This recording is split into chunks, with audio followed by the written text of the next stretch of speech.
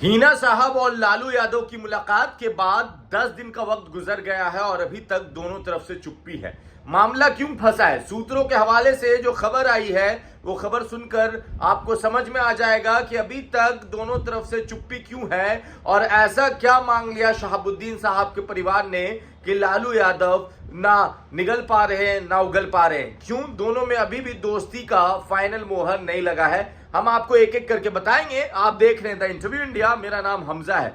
याद कीजिए, आज से 10 दिन पहले का वक्त, एक शाम जब बारिश हो रही थी और खबर आई कि लालू यादव और तेजस्वी यादव की मुलाकात हिना साहब और ओसामा साहब से चल रही है। और उसके बाद तस्वीर बाहर आई, नेताओं का बयान शुरू हो गया और राजद वाले लोग कहने लगे कि ज्यादा से ज्यादा 10 दिन और उसके बाद शामिल हो जाएंगे हिना साहब राजद में। मगर अब क्या है, मामला कहां पे अटका है? देखिए, जो खबर आई है वो खबर ये कि हिना साहब ने अभी तक अपने तरफ से कोई मोहर क्यों नहीं लगाई, क्योंकि हिना साहब की जो डिमांड थी वो डिमांड हम आपको बता दें, स्क्रीन पर दिखा भी रहे हैं। वो डिमांड देख लीजिए। सिवान जिले में जो 8 सिवान लोकसभा में जो 8 विधानसभा आता है, उस 8 विधानसभा का टिकट का जो बंटवारा होगा वो हिना साहब करना चाहती हैं। उसमें सबसे पहले सिवान, जिससे अवध बिहारी चौधरी जी अभी विधायक हैं, जीरादई जिससे अमरजीत कुशवाहा है, दरौली सत्यदेव जी हैं, रघुनाथपुर हरिशंकर यादव है,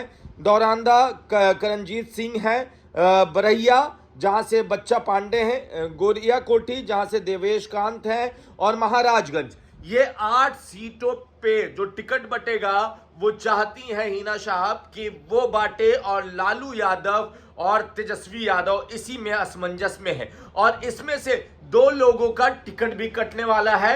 देखिए, सबसे पहले जो मेन रडार पर है वो है सिवान शहर से विधायक अवध बिहारी चौधरी जी। अवध बिहारी चौधरी जी और हरिशंकर यादव जी का टिकट कट सकता है। हिना साहब के नजर में ये 2 लोग एकदम हाईलाइट हो गए हैं। इन 2 लोगों पे ओसामा साहब की नजर है। ओसामा अभी उस मुलाकात में शामिल थे, उस रात शामिल थे जब लालू यादव, तेजस्वी यादव और हिना साहब और ओसामा की मुलाकात हो रही थी। ये जो 8 विधानसभा है, इस विधानसभा का सीटों का जो बंटवारा होगा वो हिना साहब करेंगी।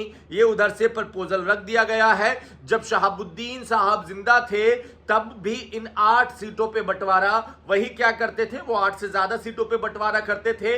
मगर हिना साहब और ओसामा साहब का खासकर मानना है कि इन सीटों पे बंटवारा हम करेंगे तभी मोहर लगेगी। और लालू यादव तैयार हैं, तेजस्वी यादव की हामी की देरी है और मामला पेच यहीं पर फंसा है। और मामला ये क्लियर भी हो जाएगा तो पेच फंसा है अवध बिहारी चौधरी जी के टिकट पे, क्योंकि वो परिवार नहीं चाहता कि अवध बिहारी चौधरी को टिकट दिया जाए और अवध बिहारी चौधरी का टिकट काटने में राजद असमंजस में है। देखिए, बलि जब कुछ बड़ा होता है तो किसी ना किसी का बलि मांगता है। राजनीतिक बलि की बात कर रहे हैं हम, और राजनीतिक जो बलि है वो इस बार अवध बिहारी चौधरी जी की होने जा रही है। सूत्रों के हवाले से जो खबर है उस खबर में ये कि अवध बिहारी चौधरी से ओसामा साहब ज्यादा गुस्सा हैं और वो नहीं चाहते कि इस बार 2025 का जो भी चुनाव होगा उसमें उनको वो टिकट मिले। 8 टिकट में से एक सीट पर हिना साहब लड़ेंगी, दूसरे सीट पे ओसामा साहब लड़ेंगे।